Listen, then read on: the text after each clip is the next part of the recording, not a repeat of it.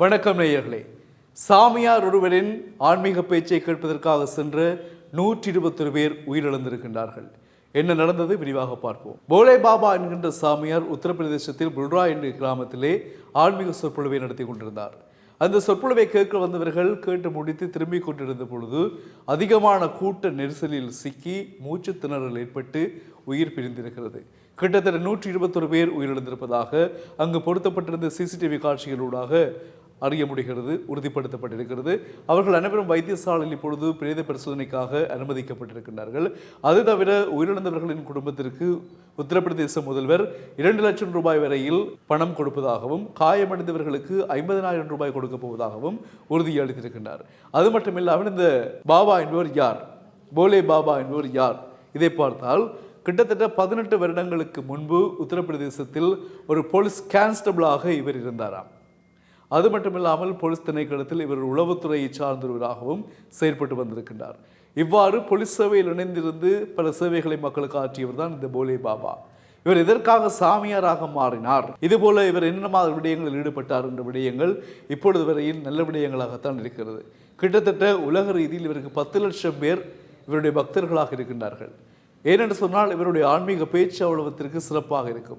சிறந்த முறையில் மக்களுக்கான வாழ்க்கை தத்துவங்கள், வாழ்க்கையை எவ்வாறு ரசித்து வாழ வேண்டும், வாழ்க்கையில் எவ்வாறு சாதிக்க வேண்டும், பிரச்சனைகளை எவ்வாறு நாங்கள் கடந்து செல்ல வேண்டும், சவால்களை எவ்வாறு முறியடிக்க வேண்டும் என்ற பலதரப்பட்ட விடயங்களை மிகவும் தந்திரமாக, மிகவும் ஒரு நுட்பமாக, இலகுவான முறையில் மக்களுக்கு தெளிவூட்டக்கூடியவர்களாம் இந்த போலே பாபா. இவருடைய அந்த சுருக்கமான, இவருடைய அந்த அற்புதமான பிரசங்கங்களுக்காகத்தான் 10 லட்சத்திற்கு மேற்பட்டவர்கள் வருகிறார்கள் தினமும் என்று சொல்லப்படுகின்றது.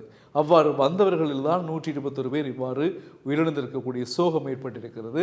அதனால் தான் உத்தரப்பிரதேச மாநில முதல்வர் உயிரிழந்த ஒவ்வொரு குடும்பத்திற்கும் 2 லட்சம் ரூபாய் பணமும் காயமடைந்தவர்களுக்கு 50,000 ரூபாய் பணமும் கொடுப்பதாக உறுதிமொழி வழங்கியிருக்கின்றார்.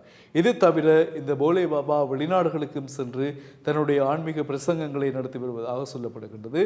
ஆரம்பங்களில் சாமியார்கள் என்றால் இப்படித்தான் என்கின்றது ஒரு நோக்கம் அல்லது சிந்தனை அல்லது முகப்பு மக்களிடம் இருக்கும். பலவிதமான சாமிகளை இந்தியாவை நாங்கள் பார்த்திருக்கின்றோம். எனவே 100 சாமிகள் இருந்தாலும் அம்மா உனக்கு ஈடாகுமா என்ற பாடல்களை நாங்கள் கேட்டாலும் அதை மறந்து என்ன செய்கிறோம், சாமியாரிடம் தான் செல்லுகின்றோம்.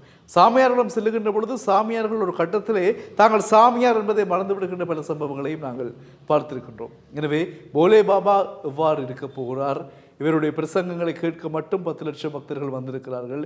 இனிவரும் காலங்களில் போலே பாபா அதை எவ்வாறு நடத்தப் போகிறார், அல்லது தனக்கு சாதகமாக எதுவும் பயன்படுத்தக்கூடிய வாய்ப்புகள் இருக்கா இல்லையா, அல்லது விமர்சனங்கள் இல்லாமல் நல்ல மாதிரியாக பக்தர்களை அவர் கொண்டு செல்வார் என்பதை நாங்கள் பொறுத்திருந்து தான் பார்க்க வேண்டும். ஏனென்றால் பெரும்பாலான சுவாமிகள் இந்தியாவில் ஏதோ ஒரு எதிர்மறையான தாக்கங்களுக்கு ஈடுபடுவது தவிர்க்க முடியாததாகவும் மாறியிருக்கிறது.